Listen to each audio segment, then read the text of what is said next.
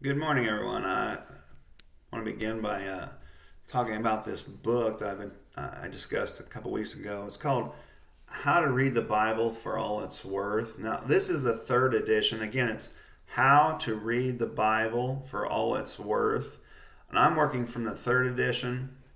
The authors are Gordon Fee and Douglas Stewart. I'll talk about those two gentlemen here in a minute. But again, it's "How to Read the Bible for All It's Worth," third edition. There is a fourth edition out now. It shouldn't be a problem as far as I can tell. I looked at the table of contents quickly online and it didn't look like it was much different. I'm not sure what it is they've done to change some things. There is some index information in the back and some commentary. It's probably more of a commentary uh,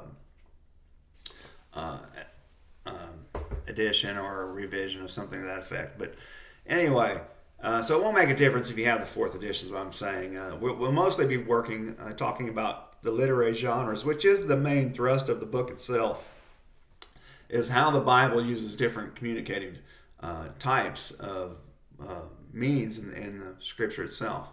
But literary genre is a French word that means type. So if I use that, it means type. And the New Testament, or the Bible itself, is full of many different types of writings, or many different literary genres. And the purpose of this book, again, How to Read the Bible for All It's Worth, is to teach us that these literary genres communicate in a specific way, and we have to be respectful of that mode of communication and utilize the principles in order to maximize our understanding. Now, this book is meant for the non-professional Christian, someone who's not been formally educated in biblical studies, is what I mean. So it's very informative in what it tries to do, and I'll talk about this more coming up. But some of the information you hear may be new to you, but it's not new to the Christian world. And sadly, there's been a gap between. Now I'm talking about faithful people, faithful Christian scholars and their understanding of Scripture and what is being shared in the church, because scholars don't generally work in the pulpit. I don't like that idea. I think that's bad, because I think that's where they should be, is in the pulpit itself. The teaching should be a second part-time gig or something. But the point is that we have this disconnect often. So some of these ideas have been around for a long time, but because so many churches a lot of pastors aren't formally educated. And so it makes a disconnect there. And so these things kind of happen. But it is meant to be, this book is meant for the non-professional Christian person. Now, why is there a need? And I think everybody would agree with me on this, but it's my opinion. Again, I could be biased in this because my background is all biblical studies. And so I place great importance on Scripture. But in my opinion, how we utilize Scripture, and I think most people would agree with me on this, how we utilize Scripture is incredibly important. Now, of course, we've got to understand the level of the people that we're talking about. We're talking about, when we deal with a book like this, we're talking about adult people, at least, or even high school people, high school age onward. We're not talking about younger than that, but we have to understand how we utilize the Scripture is very important. And so we need to use the Scripture how it was meant to be used at that time. How was it communicating? How did the original author intend for those words to work in a certain way to communicate what it is saying? Let's put it that way. So we've got to understand these literary genres. So again, now the next phrase I'm saying may seem shocking to you, but it's not meant to be shocking. Just listen to it closely. And I'm about positive that I got this phrase from this book, and I've mentioned it a couple times, I'm pretty sure, to you guys. But it comes from this book, and it's this idea, and I'm about sure this is word for word. Scripture is not written to us, but for us. Think about that. Let me say it again. Scripture is not written to us, but for us. That is critical in our understanding. We are not the original audience. The original audience had many times, in Paul's ministry had a certain concern. Paul would address that concern. After they addressed Paul, Paul would return an answer to their question, or something else, or some kind of problem came up. Paul would address those problems. Now, we are not that original audience. However, so we have to understand that setting, that historical setting, the communication. We only have part of the communication. We only have Paul's side. We don't even have the entire communication. We have to understand that we're limited in that respects. Okay, but we have got to understand that those principles could carry forward, but we've got to understand it first in its original setting. That's the key. Scripture was not written to us, but for us. So actually, we have to work harder, which makes it, in my estimation, more thrilling. To work for something like that is more fun, but we have to work more diligently. And by studying a book like this, it's going to improve our accuracy in understanding the communicative intent. Now, we'll talk about translations in a minute, but understanding these literary genres is very, very helpful for people who do not understand Greek. But even those who do work in Greek have to use these understanding the guidelines that will be presented about these literary genres. So it doesn't matter. This is an important principle for all people. Let's put it that way. Now about the authors, I said I was going to come back to those folks. So Gordon Fee, he's a great Christian person. He was a New Testament professor for a long, long time, and he's actually an expert in textual analysis. So he's a very prominent person. He's written several books. Just a really good, faithful Christian person. Douglas Stewart is an Old Testament scholar. He is, I think he's an expert in the prophetic writings, but especially in the minor prophetic writings. So he's written some commentaries in that area. He's also been a long-time professor. But both of these men are good, faithful Christian people. That's the key. So not only are they well-educated, but they are well-founded in their faith. So we can learn a lot, and we're in good hands, trustworthy hands, let's put it that way. So now real quick, just an overview of this book. And I don't want these sessions to be longer than 20 to 25 minutes. It's just too hard to absorb some information online. But about chapters 1 and 2, I would urge you to read those on your own. I will not be going over chapters 1 and 2. Read those on your own. If you have questions about them, you can send me an email, or you can see me at church, you can ask me a question at church. Now, about translations. Quickly, remember this online address. It's called blueletterbible.com. All small case letters, blueletterbible.com. It all runs together, blueletterbible.com. If you go to that site, again, blueletterbible.com. If you go to that site, it's free. And there are all kinds of translations on there. All the ones that I'm getting ready to talk about anyway are there for you to see. And so it's perfectly free. And I think, I haven't seen it in a while, but I think there's actually a way for you to be able to see parts of the Greek. And I think you can see the whole Greek text, if I remember correctly, but all the English translations that I'm talking about are on this site, and it's all perfectly free. So if a person does not know how to read the original languages, you need to look at at least 3 translations. At least 3. Definitely more than 1. 2 is better than 1 for sure, but 3 would be the shortest, the least I would use. Shortest list, least I would use. But here's 5 that are pretty reliable, and you could look at all of them. Now, no translation is going to agree. They can't, because it is not possible for a one-to-one correspondence from one language to another language. It just doesn't work that way. So there are often additional nuances connected to a word, because all words are tied to a culture. Again, so you think about the way people communicate, it's often tied to the way they live. And so there may be a whole idea behind something, a whole phrase in that respect. So, but none of these are going to be exactly the same in every instance. Now, there are some places where they'll be in total agreement, but many places they're not. So you need to be looking at those, and that's going to give you a key to understanding what is actually being said here. Now, here's 5 I want to recommend. The New American Standard Bible 2020 edition. So it's just been updated. New American Standard Bible 2020 edition. Second one is the English Standard Version, or the ESV. The third is the New International Version 2011. The fourth is the New Revised Standard Version. The sixth is the New English Translation, or the NET.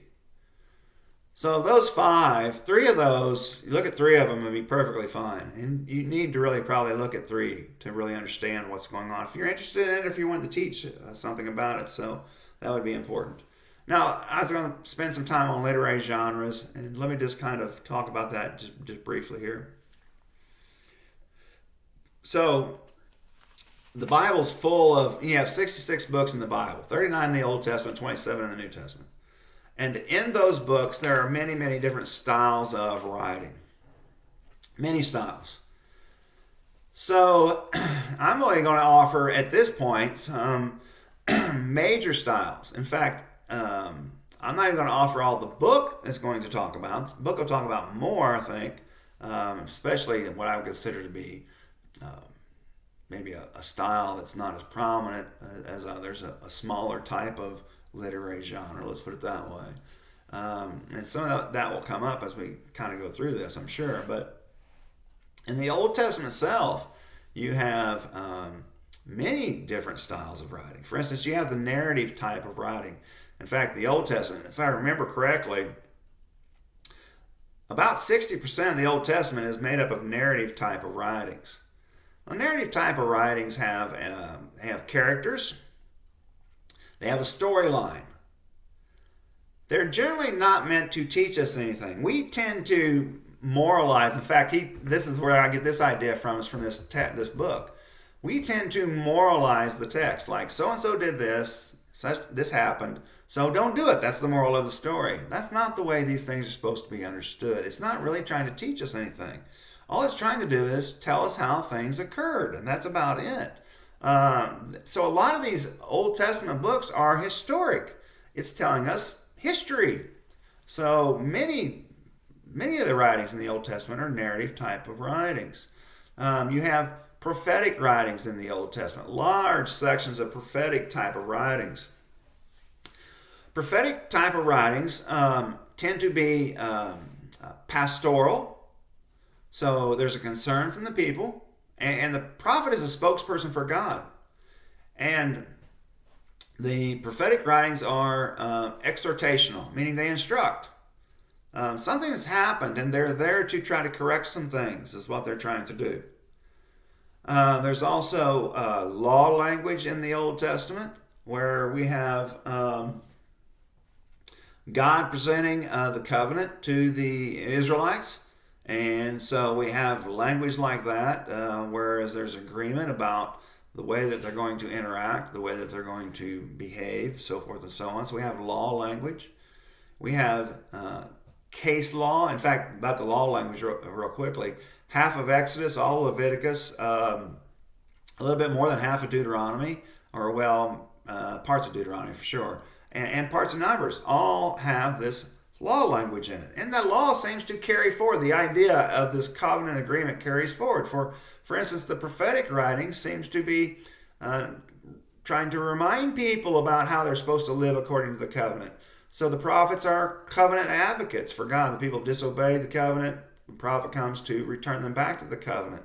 The poetic writings often praise the covenant agreement that a person has, and that person lives in enjoyment because they're in covenant. And the proverbial writings, or the wisdom writings, often talk about how wise it is to live according to the covenantal agreement. So even though The covenant language doesn't run all the way through the Old Testament. Covenant ideology does, for sure. And then you also have case law language. So this is where Deuteronomy fits in a lot. So case law itself is often as an application of the law. How, in a certain instance, this law would be applied. And so that happens a lot of times in Deuteronomy. So you have case language. You also have, or case law language, let's put it that way. You also have poetic style of writings. Poetry is different, much, much different. And we have to be, we have to approach it differently. Let's put it that way. Poetry never communicates directly. It always communicates indirectly. So you don't go there for a one-to-one correspondence with ideas. In fact, it often takes poetry a long time to bring out what it's trying to say. It often uses very colorful language, uses comparisons, so forth and so on. Poetry is meant to make you pause and think. Think. That's what it's trying to do. It's making it's pulling your emotions into your rational thinking is what it's trying to do. So poetry has a different way of communicating. We've got to be respective of that also when we think about Old Testament type of writing. So, for instance, the Psalms are poetic type of writings. The prophets, many times, are poetic type of writings. Isaiah, most of it is poetry. We think about Jeremiah's mix. It has a combination of both. Ezekiel seems to be more narrative-like. Some of these minor prophets like Hosea and Amos seem to be more poetic style. So many prophets are poetic and some can be other styles. So when you run across these other type of styles, and it'll set it off, our modern translations will set off poetry. So you'll see a staggering of the lines and things like that. It looks different than the block narrative approach. You know you have to start understanding that information differently. You have to read it in a different way, using different principles. Now in the New Testament, we have narrative type of writings in the New Testament also. We have a mixing of things going on in narratives, though. For instance, in the Gospels. All the Gospels are narrative type of writings.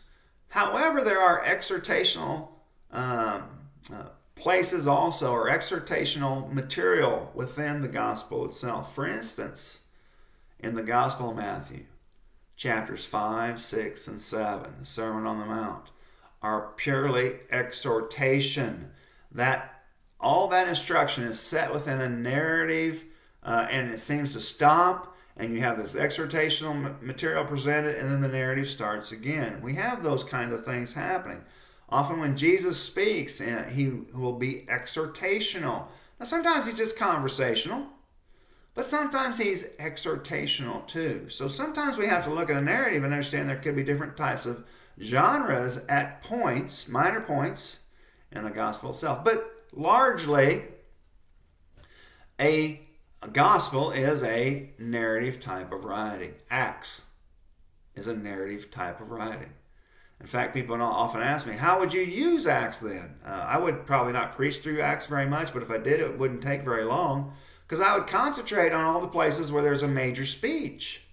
So I think there are 7 major speeches in Acts. I have to go back and look, but it seems like that's right. I'd go look at those major speeches. In the speech itself, you have exhortation. But the rest of the time, you just have narrative. You have history being told. It doesn't tell us that we have to act that way. It's just telling us how it occurred. That's all it's telling us. In the New Testament, also we have narrative in, believe it or not, in parts of Revelation. So, Revelation is not a narrative type of writing by and large. It's an apocalyptic, and I'm going to talk about that here in a second. But even in that weird book of Revelation, we have narrative elements in the story itself. Now, I'm going to come back to all this, and it'll be explained much more. I'm just giving you some things to think about right now. Some other things going on in the New Testament writing is epistolary genre, or letters. Genre of letters. You have Paul's letters, which are directed to a city or to a a region, area that's closely packed together. Let's put it closely spaced. A region where it seems to be a lot of people are familiar with one another. Let's put it that way. But most of the time, it's directed to a city, and maybe a second letter. And Paul's trying to address some kind of a situation. Then you have general letters. General letters are James and 1 Peter, 1 John, 2 Peter, some of those other, 2nd and 3rd John kind of seem to be letter types, but Hebrews doesn't seem to be a letter, even though it carries some letter qualities at the end of it. It doesn't seem to be a letter, but it gets grouped in there. Regardless, these others, James and 1 Peter, 1 John, seem to be general letters. They're not specific to a location. They're more broad, and they would have traveled around, basically. That's why they're called general letters. But within epistles, you have exhortation, generally. Some kind of problem is usually addressed, or maybe some general instruction. For generalized letters, would be general instruction. So a lot of exhortation within letters itself, but it's usually specific to a certain situation if it's Paul's letters. So we have to understand that area maybe more and see what's going on there in order to understand a principle, in a sense, how far it goes, or a universality of it, or so forth and so on. You have apocalyptic type of writing. For instance, Revelation, as I said, is by and large an apocalyptic type of writing. Now, I want to talk about this some more when we get to it. But apocalyptic writing, apocalypse means just a word that means something was hidden and has to be revealed. You wouldn't find it on your own. It had to be shared with you or shown you or something to that effect. Apocalyptic writing, it was a very popular type of writing for Jewish people. That's the only type of people who write this way. And it's not the modern type of Jewish people. Those type of the biblical Jewish people, Hebrew people, are gone. They're gone. They're dispersed. So those people, they it comes from a very negative time in their history. So it comes from a Jewish perspective, a very negative time in their history. And it seems to fit within the time frame of 200 years before Jesus and 200 years after Jesus. That's all we have is apocalyptic writing in that window of 400 years. This is when it was very popular for them to write this way. And they're the only ones writing this way. So it occurs at a time when the group or the writer involved in this group is experiencing a very dismal experience, a very dismal time. So they project a very negative view about the world and their livelihood. And in that negativity, there's also a crying out to God. And God does something for them. That's the style of apocalyptic, what's going on. But it's highly symbolic. And so the symbols would be, they would be known. They would have been known by the original audience. You wouldn't communicate in a way unless it was known. So the original audience knew. We're the ones that have to play catch up. Now, generally, a lot of these symbols, revelation, come from the Old Testament. Now, I'm very careful about assigning apocalyptic type of classifications to Old Testament writings because of the dating of apocalyptic type of writings. If we place an apocalyptic label on some of these writings, then we have to be willing to understand that they could have been written later. Now, it is possible, I think, that maybe Daniel, it seems to fit many parameters of the apocalyptic style in certain parts. Not all of it, just certain parts. And if it is, then we might have to reassign some dating to it. But regardless, Revelation. And Old Testament, I wouldn't go any farther than that. I wouldn't say there's apocalyptic style writing in Isaiah. In fact, if anything, I'd say at the best, I would agree maybe proto-apocalyptic, and that would be it. Proto, meaning like a first inkling, a first type, a very rudimentary style. I'm very, very cautious because Isaiah's writings are set in the 8th century mostly. So 700s, that time frame. So I think we have to be careful. Just be careful. Understanding if you're going to use this kind of language, and it's not a problem, it doesn't upset me for people to use that kind of language, is that there may be a misunderstanding of dating, that a person's projecting a date that you may not necessarily agree with. Let's put it that way. Now, back to Revelation. It is apocalyptic style of writing, so we'll get more into this coming up. But Revelation is definitely an apocalyptic writing, especially after chapter 4 on. So chapters 2 and 3 seem to be epistles. It's kind of a funny animal, Revelation. We have epistles, letters to 7 churches. Chapter 1 is an introduction, which seems to have apocalyptic flavorings. Chapters 2 and 3, epistles to churches, but again, there seems to be symbolic imagery that's important to these letters, so we have to be careful there also. But then chapter 4 on is purely apocalyptic in itself. Now, each type communicates in a specific way. Each type of writing, we have to be very, very careful. Now, you might be thinking, oh my, this is getting to be much, much more complicated than I ever thought it was going to be. Well, you might be surprised how much you actually discern different types of literary genres in your life. So, for instance, let me give you a couple examples. I'm old enough to remember. I'm 55, so many of you old as me or older or close to my age will know of the concept of a newspaper. And younger people probably will also because they've heard other people talk about it. But you remember newspapers. There were all kinds of different literary styles within a newspaper. You had headline news, which seemed to be a narrative style of writing. You had just, and factual information. You have the editorial opinion page, where there's offering of opinion. You have obituaries, where it tells us about people who've passed away. You have a funny page. You have a work ads page. You have places where they try to sell things, or classifieds ads, I think is what they're called. There are many different styles of writing in a newspaper, and you readily recognize them. You know it right away. You don't go to the work ads to find out if your neighbor has passed away. That's not where you go. It's not going to communicate that in the work ads. You go to the obituaries. You know this intuitively. And so, editor's opinion is an opinion. That's it. We're not to take it any more than just that. You may disagree, you may agree.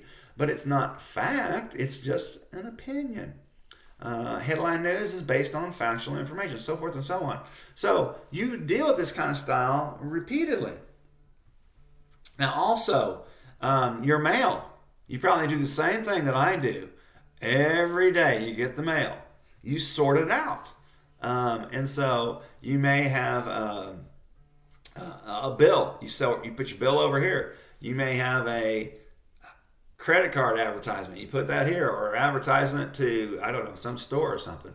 Then you may have birthday cards, and then over here you may have something else. We sort out our mail all the time, and you don't go to a certain pile. You don't go to the birthday cards to find a bill. We know that they communicate different things, and we're not going to have to open it up to try to figure out what is the thrust of what's being said. There's certain guidelines there. We understand it intuitively. Point being, you deal with literary genres all the time. So this is not complicated. The point is you need to realize is the Bible is full of different genres. In fact, when we're done, we'll have not even talked about all of them. We'll have talked about a large chunk of them, but not all of them. So we've got to understand particular genres and read the information appropriately. Now, the way we're going to work through the book is this way.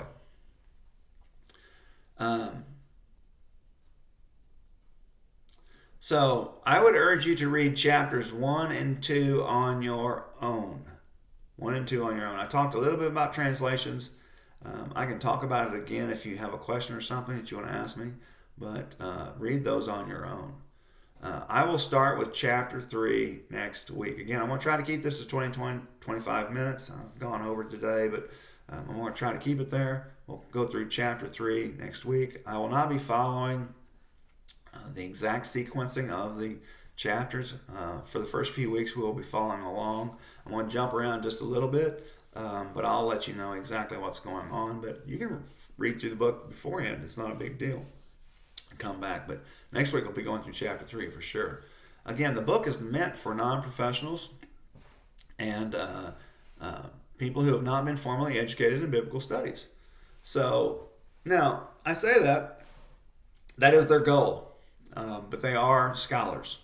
Scholars talk at a different level than regular Christians do. And again, part of it is because we don't have enough scholarly input in the church itself. It's a problem. So it may seem kind of foreign to you, but their thrust, their goal is to help a regular Christian person, non-professional, to understand Scripture better. Having said that, I've taught this book. This will be the third time. This is a new style, but I've been through the book 3 times with people in churches. And I often hear people say that, wow, there's a lot of depth to this book. True. Not because the information's new. Information's been out there for a long, long time. There's been a disconnect, again, between the scholarly world and scholarly Christian world and the people in the church. It's sad. So this is not new information out there. It may be new information to you. But anyway, read slowly and intently. Slowly and intently, and you should be fine. All right, that's all I have today. Have a great day. Read chapter 3, and we'll get back together next Thursday, and we'll talk about chapter 3. Take care, and have a wonderful day.